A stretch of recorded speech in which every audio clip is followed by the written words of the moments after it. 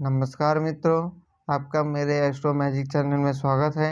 आज मैं लग्न अनुसार रत्न चयन विधि लेकर आया हूँ।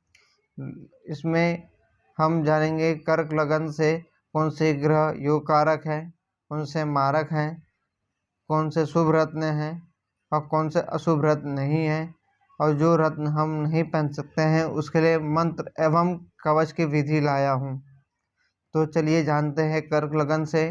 कर्क लगन में प्रथम भाव से शुरुआत करता हूँ, और जो कि है चंद्र को मिला हुआ है, और ये केंद्र भाव है, त्रिकोण भाव है, और ये अति शुभ भाव है। तो इसी कारण से चंद्र जो है योग कारक सिद्ध हुए। मंगल को दो भाव मिला हुआ है, एक पंचम भाव मिला हुआ है और एक दसम भाव मिला हुआ है। दसम भाव जो है केंद्र भाव है और पंचम भाव जो है त्रिकोणीय भाव है। दोनों ही शुभ भाव हैं और चंद्र के मित्र भी है, तो इसी कारण से मंगल शुभ योग कारक हुए। बृहस्पति को दो भाव मिला हुआ है, एक छठवां भाव और एक नौवां भाव। छठवां भाव जो है वो शुभ नहीं है, नौवां जो है वो अति शुभ है, क्योंकि ये त्रिकोण भाव है, तो इसलिए बृहस्पति भी हुए, योग कारक सिद्ध हुए।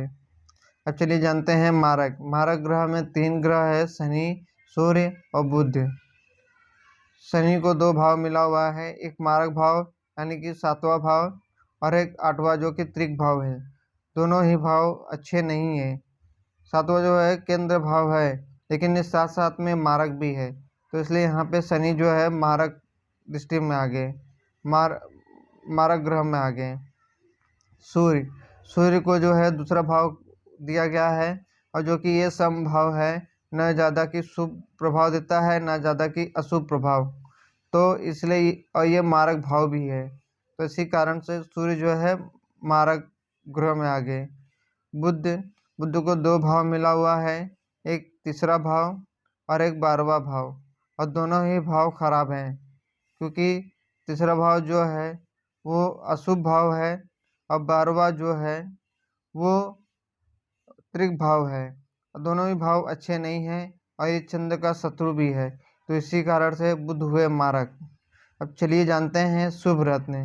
शुभ रत्न में आप मूंगा धारण कर सकते हैं, मोती धारण कर सकते हैं और पुखरा धारण कर सकते हैं। अपने शरीर के वजन अनुसार इसे धारण कीजिए, कम से कम 3.5 रत्ती होनी चाहिए।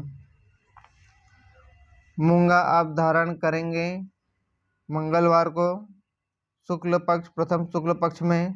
मोती धारण करेंगे सोमवार को, प्रथम शुक्ल पक्ष के सोमवार को। पुखराज धारण करेंगे गुरुवार को, प्रथम शुक्ल पक्ष के गुरुवार को। अब ये अशुभ रत्न है, हीरा, पन्ना, नीलम और माणिक, ये चारों ही अशुभ हैं, ठीक है। अब इसे धारण ना ही करें तो अच्छा है।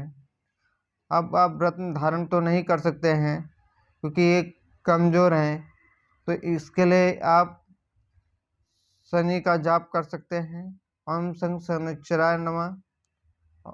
सूर्य का जाप कर सकते हैं, ओम घृणित सूर्याय नमः। और बुध का जाप कर सकते हैं, ओम बुध बुद्धाय नमः।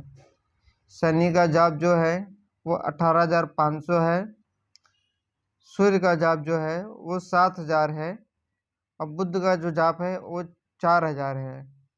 शनि का जाप आपको शुरुआत करना है शनिवार से, सूर्य का जाप शुरुआत करना है रविवार से, और बुधवार का जाप शुरू करना है बुधवार से।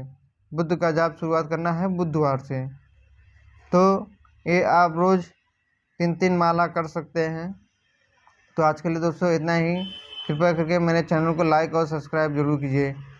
धन्यवाद।